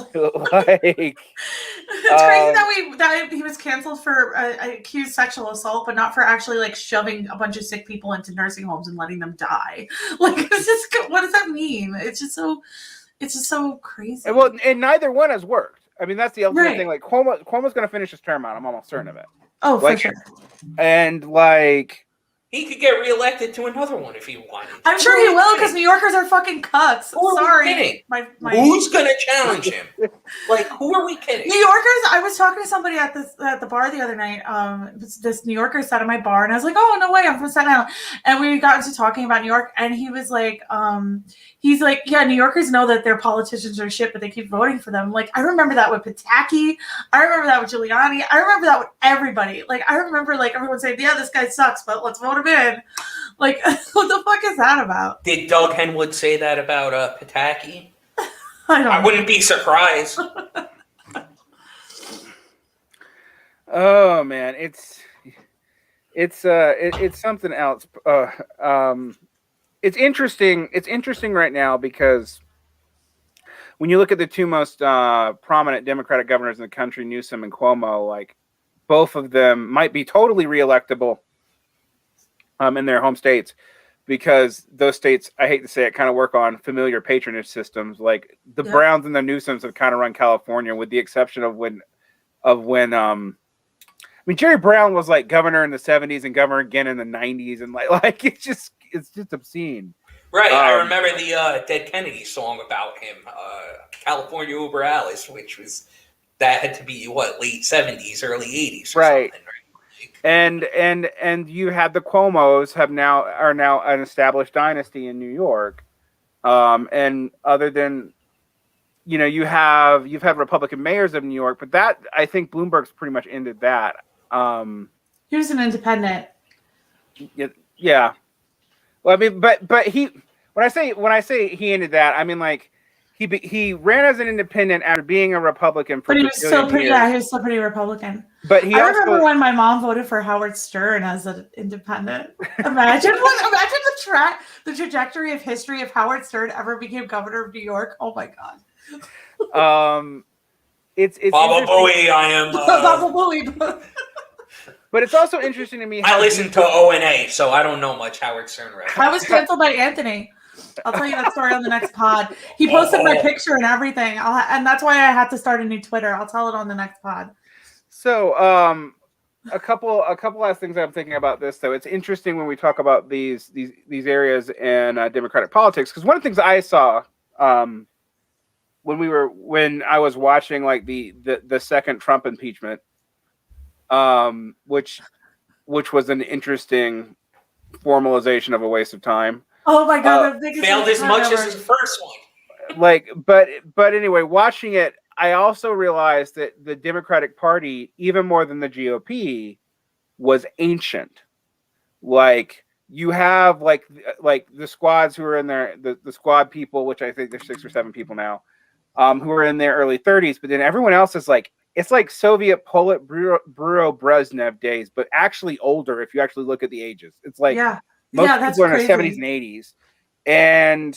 And also when you look at the Democratic governorships, they're mostly dynasties in like these massive states but those people are super unpopular even in their home states. Like Newsom probably won't lose this recall, but barely not lose it. I mean, like, well, wait, who's even running against him? Like Randy Quaid and Caitlyn Jenner? Like, right? Oh I wouldn't lose against that, though, because that is how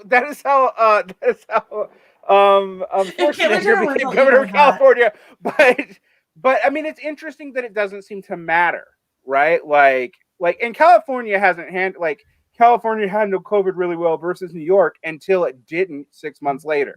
So like, it hasn't mattered at all. And also, like, the conservatives throw this out, but liberals haven't done anything about their modeling everything off of California, which is literally the most unequal state in the country now in terms of wealth, where the average income is so skewed that 80% of the population is beneath the average. So like it is like Guatemala City level of mega rich and dirt poor, and everybody in the middle has left. And like, I don't know why you would model progressive polity on that nightmare. Now, I say this as a person, again, I don't believe in any of this stuff, but I'm trying to put my mindset of people who do. Right. I don't know what they see here. Like, I just don't understand how people are just constantly sucked into the same cycle of obvious manipulation and obvious people who are not real people that are like I look at these politicians of any faction, of any state or of anywhere, and I'm like, none of these are real people. Is Randy Quaid? I actually wanted to answer the question. Was the Anthony Cumia stuff related to the Stormfront harassment? No, they're separate. But separate but equal. Separate but equal. It was I think this was during like Tumblr days, and I called him out for racism, but he was actually being racist. But I will tell the story Anthony on the Cumia, pod. I'm shocked. Yeah, I will tell the story on the pod. I had to delete my Twitter and like change my phone number and a lot of different. It was kind of crazy, but I'll tell that story on the next pod. Oh, reason to subscribe, folks. Reason to like and subscribe. I don't listen to left pods, but I listen to you guys not because it's a left pod, but because it's a Sopranos pod.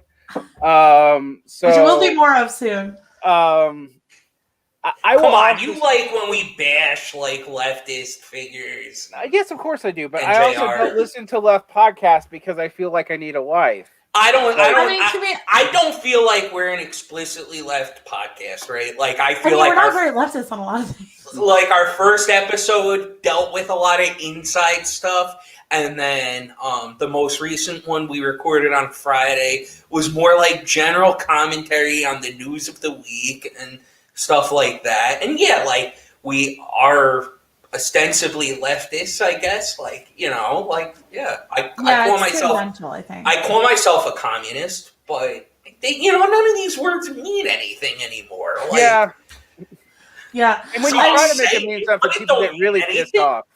I mean, to defend myself, I don't listen to any left podcasts. So, like, I don't listen to like 2 episodes of Red Scare. I've never listened to fucking Come Town. I've never listened to fucking Chapo. Zero Books is about the only like left wing. I'm sorry, Varn and everybody out there, but I've never even listened to one of those. Yeah. Actually, it's fine. I don't care.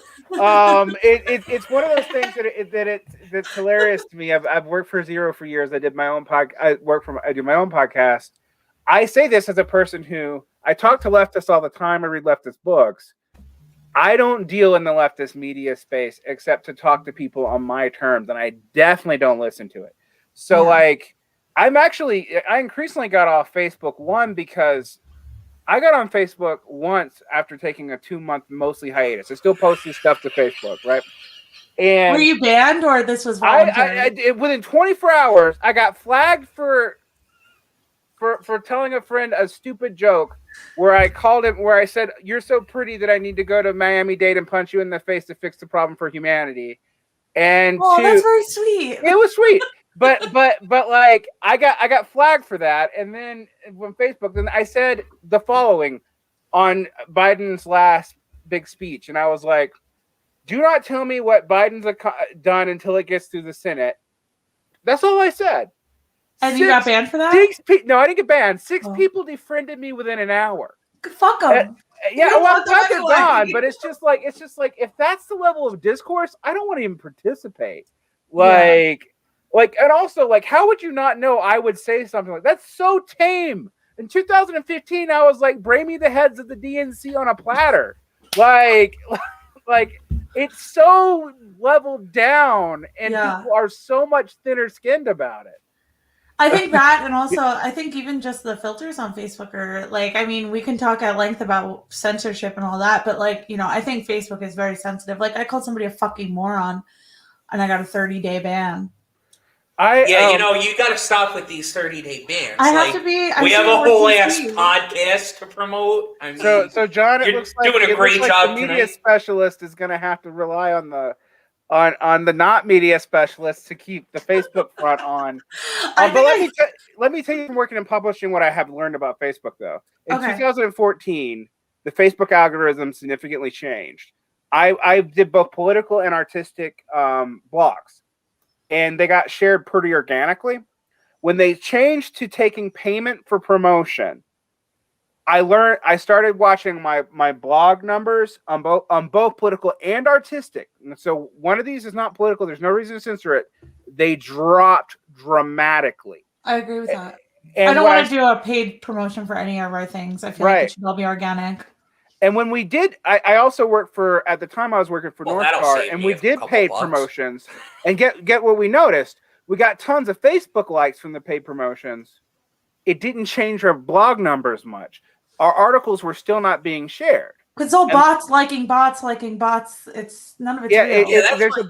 It's like I don't think Fresh Kills is going to blow up like tomorrow or anything, but I feel like we'll get there. I mean, the more controversial shit we say, I do want to. Actually, the controversial stuff will actually probably help you. Honestly, I mean, it's weird because I was thinking of leaking my own nudes and seeing if I was going to pull a Kim K and see what happened. What I found, I think it would work. John's making a face, but it would probably work. My wife didn't hear that, so it's what I find fascinating about the whole problem, though, is Twitter. As much as Twitter's a cesspool as far as discourse goes, but it really doesn't censor your views. If people share it, it gets seen. It's getting worse now. It is getting worse. Yeah, there is a lot more filters. Like, a lot more people are getting banned, similar to Facebook. Like, you get like 2 days, 24 hours, and 3 days, and so on. But I think it's for like on Facebook, if you use the words "fucking moron," then that triggers it. But like, you can say that on Twitter, so it's a little less severe as far as like what you can say. What's interesting is also what you can say on Facebook, because I've said some stuff on Facebook that is far worse than that, but doesn't trigger any words. Like, it depends on if you even tag somebody or not, too. I found out, like, if you actually tag somebody and like say it to them directly, then it definitely trips it up. But if you say it as like a general, like, these people are fucking morons, it doesn't. It's weird. I heard as long as you don't tag somebody, it's fine. I don't at people for that reason. Yeah. So, I have to start doing that, but I really just want them to know specifically I'm fucking about them. It's one of these reasons why, like, I don't like, even like right now we're on YouTube, like, I will limit COVID talk, even though like I have pretty conventional opinions on COVID, except for like some moderate views on lockdowns that could tick off some lefties, like, just like that I don't think we can be on lockdown indefinitely forever.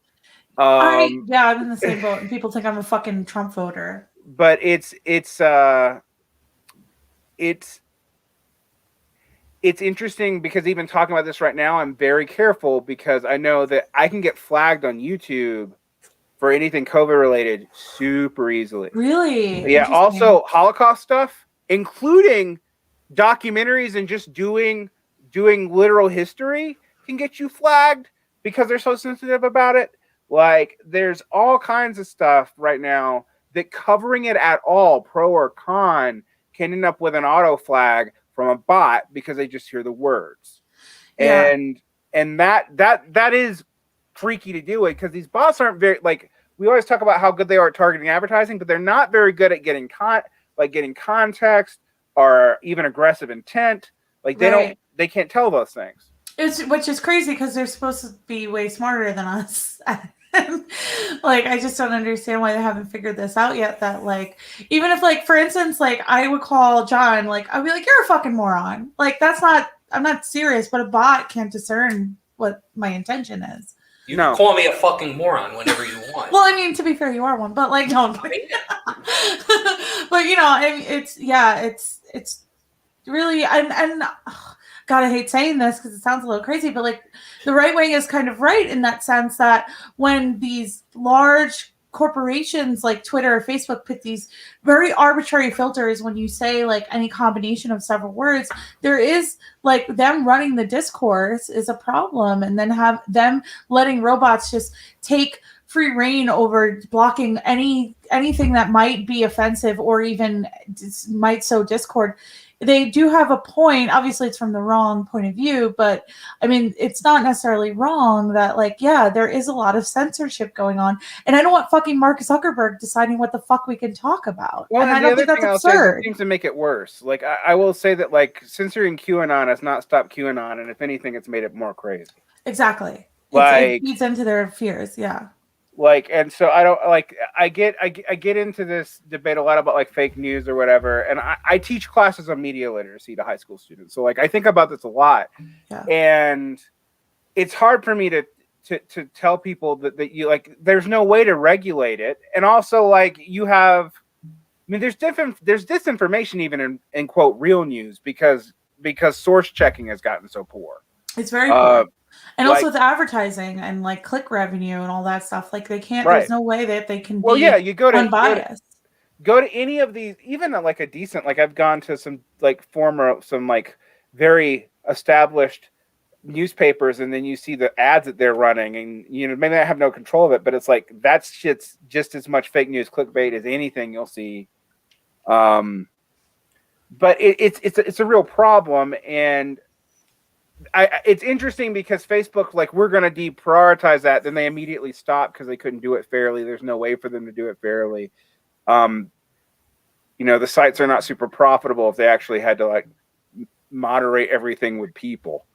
The truth isn't profitable, unfortunately, to a lot of these companies. Right. Well, they have to put some kind of spin on it in order to generate some kind of, you know, controversy to get clicks.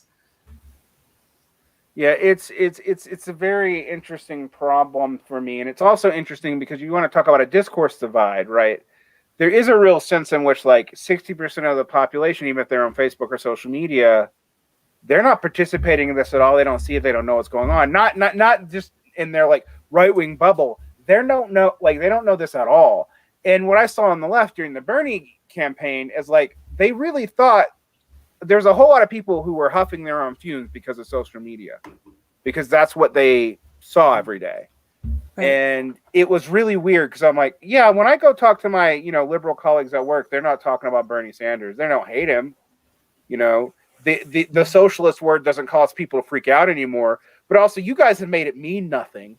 So like, because socialism for you guys is like the police and the library. So and roads are so socialist. Snowplows are socialist. The CIA is socialist. The sewage system is socialist. Hey, sewer socialists are my shit. I will stand the sewer socialists in Milwaukee. That's what I say. Those are Milwaukee. Those are Minnesota guys who all fled to Canada in the 30s. But anyway, all right, guys. So check out Fresh Kills for takes like. I guess there'll be garbage because that's garbage takes from garbage guidos. Yeah, listen, our first episode, right? Which is it's still kind of fresh, and our first episode is as Varn called it, was the Nathan J. Robinson 8 hour or something like that. Oh yeah, I called it the Nathan J. Robinson. I actually was going to bring that up, but I'm not going to because that'll get us here for another hour, and I want to have an evening. I would like to come on again. I have a lot of fun. You don't want to talk about that, huh? You guys can come over and come back over in the future, and maybe we can talk about Nathan Robinson, because I find it very funny, just as a side note, that Bhaskar Sankara wrote the article making fun of anarcho-liberals, and yet the Jacobin current affairs pipeline seems to be nothing but sock-dim versions of what they were complaining about 10 years ago. Correct. Absolutely right. But yeah, we can follow, for everybody watching, you can follow us on every social media, basically at Fresh Kills Pod. We'd love for you to subscribe. We are on Spotify, Fresh Kills. You'll find us because our icon is a flaming garbage truck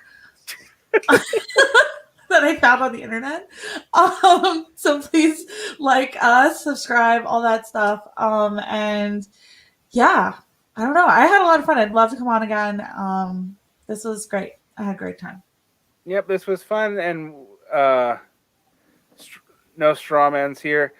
I'm just saying they wrote the article. I didn't. And I'm drinking New Belgium 1544 and a Diet Coke. What are you drinking, John?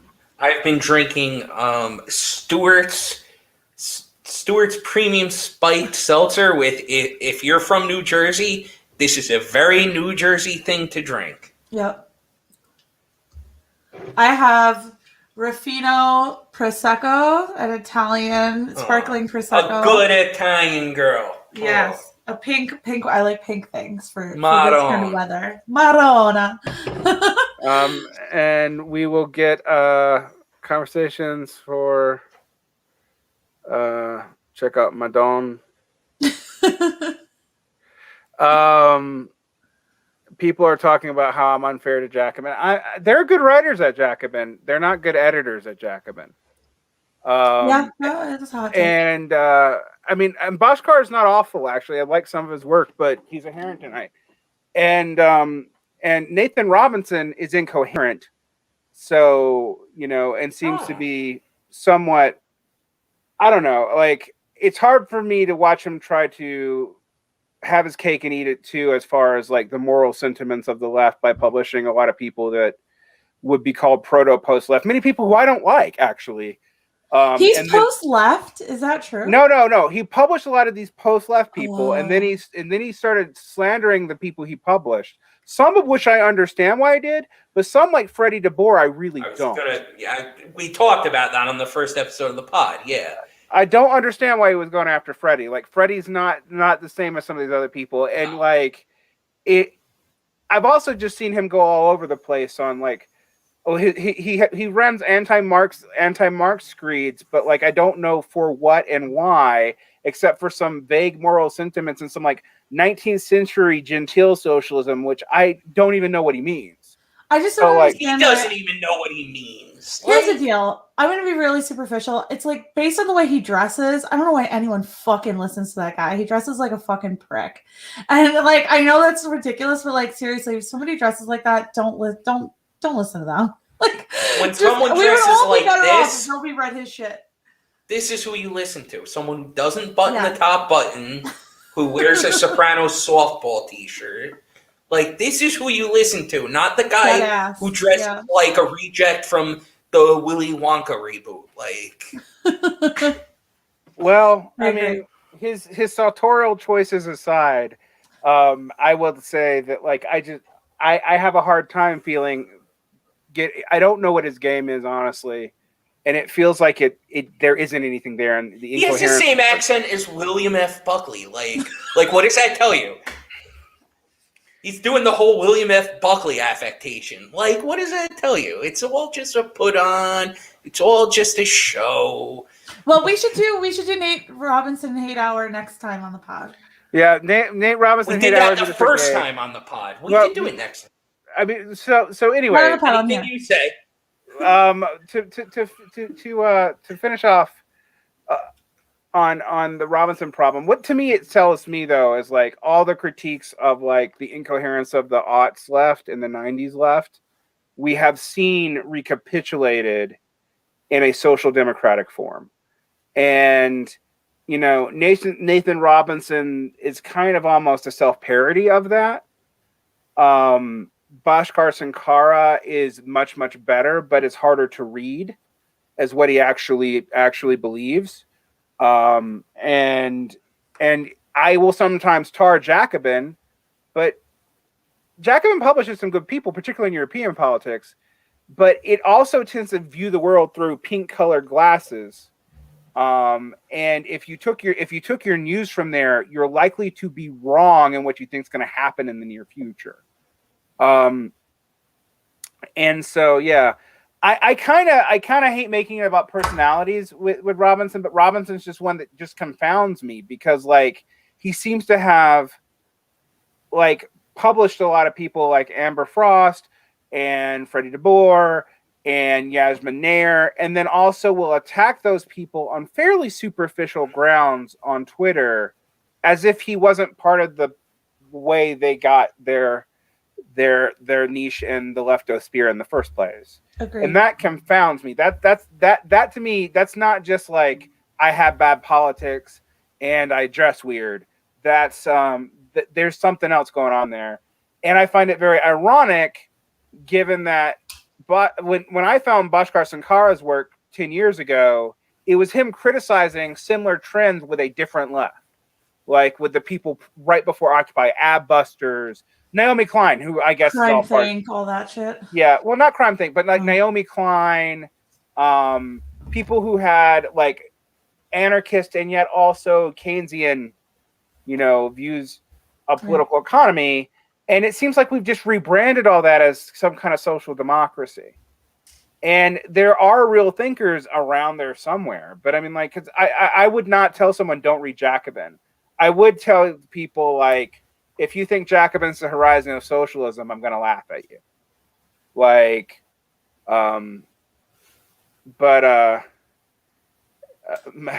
Nass makes me think of Oscar Wilde. Yeah, but Oscar Wilde lived 100 years ago. Okay, and wait, can I also, since we're addressing the comments, like, yes, a bunch of people are talking about Ben Burgess, right? But, like, one of the first people, when I started talking about our podcast that has 2 episodes, right? We're not even on Apple yet. Like, one of the first people who is like, holy shit, I'm excited to listen to this, was Ben Burgess. So everyone chill with that. Like, yeah, I don't agree with all of his politics. He's got good things to say, and he's got things to say I disagree with. Like that's what this is. But you have to, like, be able to discern, like, okay, like, I don't know. Is he, the things I think he's wrong about, do I think he's wrong about them for the wrong reasons? Not necessarily. Like you gotta chill with that, I'm not, or maybe it's just like, oh, this is a guy who has a few books out and writes here and writes there and has a bunch of followers, so of course I'm gonna be nice. No. You know what? Like, let's be fair. We all have our, we all have layers and whatnot. Like, let's chill. Like, providing NJR and this person and that person with cover. Like, come on. Like, what? Yeah, you work with who you work with. Like, yeah, it is what it is. Say, like Burgess works for Robinson. He also works for me. Burgess is a longtime internet friend and actually kind of a personal friend in the last 3 years. Right. When we have opposed politics, my joke with Burgess is, like, I have to purge him as a right deviation after the revolution, and I'm going to feel bad about it. But and I'll probably just make him disappear in a gulag somewhere, and he can, be quiet and write his books alone, and no one ever see him. But that's, but Burgess and I we're friends. We're the same age. We come at, we've lived in the same areas. We know a lot of the same people. One thing I will say, though, is Burgess's natural inclination is to be friends with everybody, including friends who hate each other. And I'm just going to leave it at that. That's good. That's my inclination, too, because then I find out more information, and I could talk about it on I don't think there's any... it's really bad to be stuck in an echo chamber. I think you should be surrounded with people who don't agree with you. Because if that's your life, then that just sounds very boring. All right, and check out Fresh Kills. At Fresh Kills Pod everywhere. You can follow me at Gabagool Marks. That's GABAGOOL. Marks spelled the regular way. Madison is Dick Expert. I hope you know how to spell that. If you don't deserve to follow her. And you can see where you can follow me if you want to, because you're already here. All right, guys, bye. Thank you. Auf Wiedersehen.